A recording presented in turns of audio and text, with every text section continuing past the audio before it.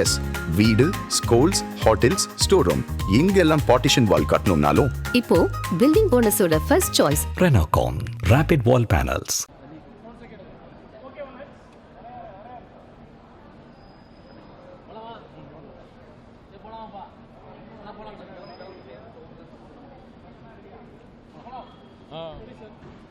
எல்லாருக்கும் வணக்கம்.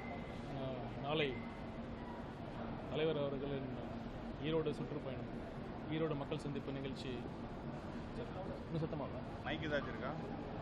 இது ஓகே தானே? கொஞ்சம் லவுடாக தான் போதும். நாளை தமிழக வெற்றி கழகத்தின் வெற்றி தலைவர் ஈரோடு ஈரோடு மக்கள் சந்திப்பு நிகழ்ச்சி நிகழ்த்த இருக்கிறார். அதற்கான அனைத்து ஏற்பாடுகளும் சிறப்பான முறையில் அண்ணன் செங்கோட்டையன் அவர்கள் தலைமையில் ஏற்பாடு செய்யப்பட்டுள்ளது. நானும் அதற்கு கலந்து கொள்வதற்காக இன்று கோயம்புத்தூர் வந்துள்ளேன்.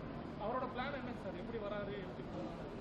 நாளைக்கு விமானம் மூலம் நாளைக்கு வருவார். நாளைக்கு சார் நிகழ்ச்சி ஏற்பாடுகளில் காவல்துறையோட செயல்பாடுகள் உங்களுக்கு திருப்திகரமாக இருக்குன்னு நினைக்கிறீங்களா? என்ன மாதிரி இருக்குங்க?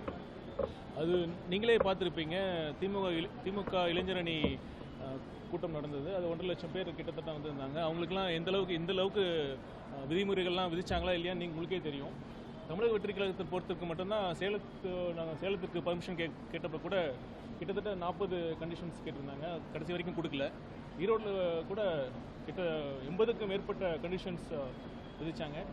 கண்டிப்பாக காவல்துறை எந்த அளவுக்கு தடுக்க முடியுமோ அந்த அளவுக்கு தடுக்க தான் முயற்சி பண்ணிட்டு இருந்தாங்க. அதையும் மீறி தான் இந்த ஏற்பாடு செய்யப்பட்டது.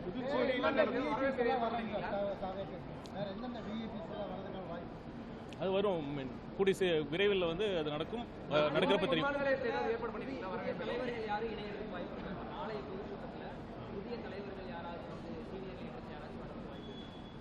அது நடக்கிறப்ப தெரியும். அது அதிகாரப்பூர்வ அறிவிப்பு வரும்.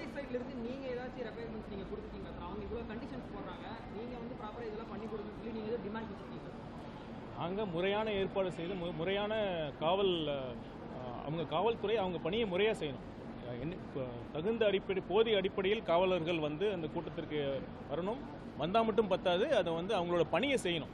மக்களில் ஏன்னா சட்டம் ஒழுங்கு அடிப்படையில் பார்த்தீங்கன்னா அதுதான் அரசாங்கத்தின் முதல் கடமை. காவல்துறையின் பிரதான பொறுப்பே அதுதான். காவல்துறையினர் அவங்க பொறுப்பை செய்யணும்னு நாங்கள் எதிர்பார்க்கிறோம்.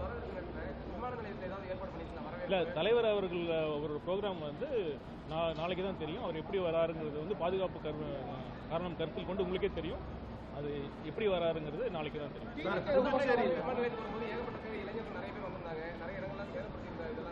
இல்லை, கோவை விமான நிலையத்தில் வராங்கன்னு நான் சொல்லவே இல்லை. அது எப்படி வராருன்னு, சாலை மார்க்கமாக வராரா இல்லை விமான மார்க்கமாக வராரான்னு நாளைக்கு தான் தெரியும். செங்கோட்டையன் சார் பேசும்போது முள்வேலியில் அமைக்க போகிற மாதிரி சொல்லியிருந்தாங்க. அது எப்படி தொண்டர்களை ரொம்ப காயப்படுத்தாங்க? தொண்டர்களே கண்டிப்பாக நான் அனைத்து தலைமையிலிருந்து ஒரு அறிவிப்பு நேற்றே வந்தது. தொண்டர்கள்லாம் எதெல்லாம் பண்ணணும் எதெல்லாம் பண்ணக்கூடாதுங்கிற ஒரு விதிமுறைகள்லாம் பொதுச் செயலர் அவர்கள் தலைமையில் அது ஒரு அறிக்கை சொல்லியிருந்தார். கண்டிப்பாக தொண்டர்களும் அனைத்து சொல்லுங்கள் சார். அதுதான் திரும்பவும் சொல்கிறேன். பாதுகாப்பு காரணங்கள் கருத்தில் கொண்டு தலைவர் அவர்கள் ப்ரோக்ராம் நாளைக்கு தான் தெரியும். புதுச்சேரியில் நடந்த மீட்டிங் அப்போ கடைசி நேரத்தில் சில தொண்டர்களை QR கோட் இல்லாதவங்களையும் உள்ள அலோவ் பண்ணாங்க. அது ஒரு பெரிய பிரச்சனை. அந்த மாதிரி ஈரோட்லேயும் ஏதாவது இது இருக்குமா? இல்லை, அண்ணன் செங்கோட்டையன் இதை பற்றி ரொம்ப தெளிவாக சொல்லிட்டாரு. QR கோடு இருக்காது, என்ட்ரி பாஸும் இருக்காது. பொதுமக்கள் யார் யார் வரணும்னு விருப்பப்பட்டாங்களோ அவங்க தலைவர் அவர்களை சந்திக்கலாம். ஏற்கனவே அதை பற்றி எங்கள் இணை பொதுச் செயலர் சொல்லிட்டாரு. நான் திரும்பவும் வேணால் சொல்கிறேன். தமிழ்நாடு அனைத்து மதத்தை பின்பற்றுபவர்களும் ஒரு சகோதர மனப்பான்மையுடன் மத நல்லிணக்கத்திற்கு ஒரு எடுத்துக்காட்டு மாநிலமாக தமிழ்நாடு இருக்குது. இது திருப்பரங்குன்றம் மட்டும் இல்லை, மதுரை மட்டும் இல்லை, ஒட்டுமொத்த தமிழ்நாடும் இதுதான் நிலைமை. நீங்கள் பார்த்தீங்கன்னா மதுரையில் சித்திரை திருவிழா அப்போ கூட அழகர் ஊர்வலம் வரப்போ இஸ்லாமிய சகோதரர்களும் அதை வழிபட்டு அதை ஏற்றுக்கொண்டு தான் இருக்காங்க. அதே மாதிரி நம்ம மலைக்கு போகிற பக்தர்கள் கூட அங்கே இருக்கிற வாவர் மசூதிக்கு போயிட்டு தான் இருக்காங்க. தமிழ்நாடு மக்களும் சரி, திருப்பரங்குன்றம் மக்களும் சரி ரொம்ப ஒற்றுமையாக தான் இருக்காங்க. இது தேவையில்லாத பிரச்சனை. இதற்கு 2 கட்சி ஆதாயம் தேட முயற்சி பண்ணுது. ஒன்று உங்களுக்கே தெரியும், பாஜக, இன்னொன்று திமுக. அதனால் மக்கள் தெளிவாக தான் இருக்காங்க. நீதிமன்ற உத்தரவை பின்பற்றலைங்கிறதா இப்போ பிஜேபி சொல்கிறாங்க, இந்து முன்னணி சொல்கிறாங்க. அதுக்கு நீங்கள் என்ன தமிழக காவல்துறையினர், நான் இதுக்கு வந்து தெளிவாக இப்போ சொல்லிடுறேன். தமிழக காவல்துறை வந்து நினச்சிருந்தா அதை வந்து தடுத்துருக்கலாம். இதை வந்து தேவையில்லாமல் அதை வந்து நேரம் கடத்தி இந்த பிரச்சனையை வந்து ஒரு கூட்டம் சேர விட்டு இந்த பிரச்சனையை ஒரு பதட்டமான சூழ்நிலையை உருவாக்கிட்டாங்க. தலைவர் அவர்கள் ரொம்ப தெளிவாக இருக்கார். நம்ம வந்து அனைத்து மதமும் அனைத்து சாதியும் அனைவருக்குமான அரசாக தான், அனைவருக்குமான ஒரு இயக்கமாக தான் தமிழக வெற்றி கழகம் இருக்குது. விஜயோட பேச்சில் வந்து எல்லா ஸ்பீச்சிலையும் பிஜேபி வந்து இது பாய்ச்சோம் அப்படின்னு சொல்லி ஒரே மாதிரியான ஸ்பீச்சாக இருக்குது அப்படிங்கிற மாதிரி குற்றச்சாட்டு. என்ன நடக்குதோ, அதாவது ஒரு பாசிச மனப்பான்மை இருந்தால் அதை சுட்டி காட்டுறாரு. அதுதான் தலைவர் அவர்கள் சொல்கிறாரு ஒழிய அது என்ன இருக்குதோ அதுதான் சொல்கிறாரு. சார், நீங்கள் ஒவ்வொரு முறையுமே மீட்டிங் நடக்கும்போது தொண்டர்களுக்கு வந்து சில அறிவுரைகள் சொல்கிறீங்க, இது ஏறாதீங்க அப்படின்னா எந்த தொண்டர்கள் சொல்கிறத கேட்குற மாதிரி ஒன்றும் தெரியலையே சார். எல்லாம் நீ சொல்கிறது தான் எல்லாமே பண்ணிட்டு இருக்கிறாங்க. நான் ஏற்கனவே சொன்ன மாதிரி தொண்டர்கள் வந்து ஒரு அன்பின் மிகுதியால் அது பண்ணுறாங்களே ஒழிய எந்த இடத்துலையாவது, நான் சொல்கிறேன், விதிமுறை இப்போ திமுக மாநாடு நடந்துறப்ப அவங்க வந்து பிரியாணி அண்டாவை தூக்குறது, பிரியாணி கடையில் போய் அத்துமீறது, பெண் காவலர்கள் கிட்ட அத்துமீறது, அந்த மாதிரி ஏதாவது ஒரு நிகழ்ச்சி வந்து நம்ம தமிழக கேட்கறது வந்து காவலர்கள் மீது பெண் காவலர்களுக்கு அத்துமீறி நடக்கிறது, இல்லை வந்து ஒரு கடையில் போய் பிரியாணி கடையில் நீங்களே பார்த்துருப்பீங்க, பிரியாணி கடையில் போய் பிரியாணி சாப்பிட்டுட்டு காசு கொடுக்காம போகிறது. நேற்று நடந்த முந்தானேற்று நடந்த கூட்டத்தில் கூட பிரியாணிக்காக ஒரு சண்டை நடந்தது. அந்த மாதிரி பிரச்சனை வந்து தமிழக வெற்றி கழகத்தில் இந்த தொண்டர்கள் எப்பயாச்சும் இது வரைக்கும் நடந்த கூட்டத்தில் பண்ணியிருக்காங்களா? இவங்க வந்து தலைவரை பார்க்கணுங்கிற ஒரு ஆர்வ மிகுதியில் வந்து ஒரு கிட்ட பார்க்கணும், க்ளோஸாக பார்க்கணுங்கிற வந்து ஒரு ஆர்வத்தில் பண்ணுறாங்களே ஒழிய சட்டத்தை மீறியோ எந்த பொது சொத்துக்கு சேதம் விளைவிக்கணுங்கிற எந்த எண்ணமும் தமிழக வெற்றி கழகத்திற்கு கிடையாது. சார், நேற்று சேலத்தில் அரசியல் கட்சி தலைவராக மாறிட்டாரு அப்படிங்கிற ஒரு புரிதல் இல்லாமல் நார்மலைஸ் ஆகாமல் இருக்கிறாங்க அப்படிங்கிற ஒரு விமர்சனம் இருக்கு. உதயநிதி அதான் சொல்றாரு, மறைமுகமாக சொல்லியிருக்காரு. அந்த மக்களை இளைஞரணி கூட்டத்திலே சொல்லியிருக்காங்க, லட்சம் பேர் இருந்தாலும் கோடி பேர் இருந்தாலும் கட்டுக்கடங்காக கோடி பேர் இருந்தாலும் பயனில்லை, லட்சம் பேர் இருந்தாலும் பயனில்லை சொல்லி மறைமுகமாக சாடியிருக்காரு. இன்னும் ஃபேன்ஸ் மனநிலையிலே இருக்கிறாங்களா, தொண்டர்கள் மனநிலைக்கு மாறாம அப்படிங்கிற ஒரு கேள்வி. நான் அதை ஏற்றுக்கொள்ள மாட்டேன். தமிழக வெற்றி கழகத்தின் நீங்கள் சொல்கிறீங்கல்ல, அங்கே தலைவரை பார்க்க வருகிற அனைவருமே தொண்டர்களாக மாறிவிட்டார்கள். தொண்டர்கள் வந்து சாதாரண தொண்டர்கள் இல்லை, தலைவர் மீது மிகுந்த பற்று கொண்ட தொண்டர்கள். அதுதான் வித்தியாசம். பாலக்கோட்டில் அந்த தமிழக வெற்றி கழகம் வந்து மதுபான ஆர்ப்பாட்டத்தில் வந்து தமிழக வெற்றி கழக தொண்டர் வந்து காவல்துறை ஒரு இவரை வந்து தடுத்து விட்டார். ஏதோ நடந்த ஒரு சம்பவத்தை வச்சு நீங்கள் பொதுப்படையாக அதை பேச தேவையில்லை. சார், நேற்று சேலத்தில் ஒரு தடை செய்யப்பட்ட 3 நம்பர் லாட்டரியை வந்து வச்சுட்டு நேற்றுக்கு பேசும்போது அண்ணாமலை வந்து நேரடியான விமர்சனம் இல்லாமல் அரசியல் சம்பந்தமான கருத்துகளோ இல்லை சர்ச்சைக்குரிய பிரச்சனைகள் வந்தாலோ சினிமா டைலாக் சொன்ன மாதிரி கம்முன்னு இருந்துட்டு போயிடுறாரு. அரசியல் அப்படி இருக்கிறது வேலைக்காகாது அப்படி விமர்சனம் இருக்கிறாரு. மென்மையான போக்கையே விஜய் தொடர்ந்து கடைபிடிப்பதற்கு காரணம்.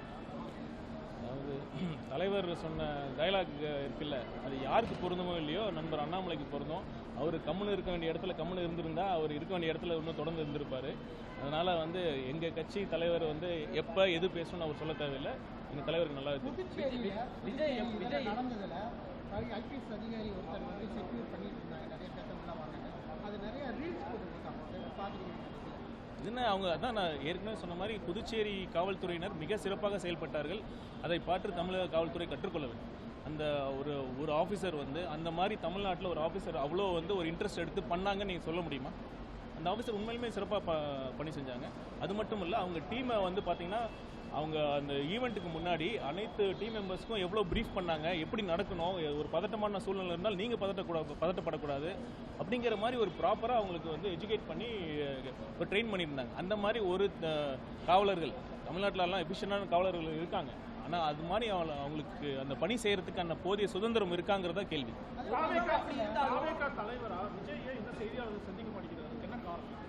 நீங்கள் முதல்ல ஆட்சியாளர்கள் இருக்காங்களே, அது வந்து இந்த மாதிரி ஒரு செய்தியாளர் சந்திப்பா? நீங்களே சொல்லுங்க. நீங்கள் நான் ஃபஸ்ட்டு இந்த கேள்வி கேட்க வேண்டியது ஆட்சியாளர்கள் நோக்கி கேள்வி கேட்குறேன். அவங்க வந்து ஒரு முறையான செய்தியாளர் இருங்க, நான் முடிச்சிடறேன். முறையான செய்தியாளர்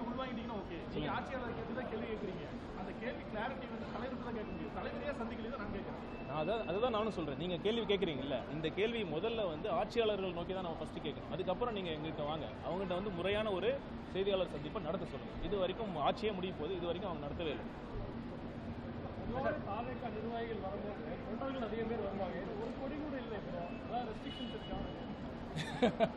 கொடி ஐ மீன் இருந்தால் வந்து பிரச்சனைன்னு சொல்கிறீங்க, இல்லைன்னா வந்து இல்லைன்னு சொல்கிறீங்க. விதிமுறைக்கு உட்பட்டு இதெல்லாம் செயல்படணுங்கிறது தான் ஒரு உத்தரவு.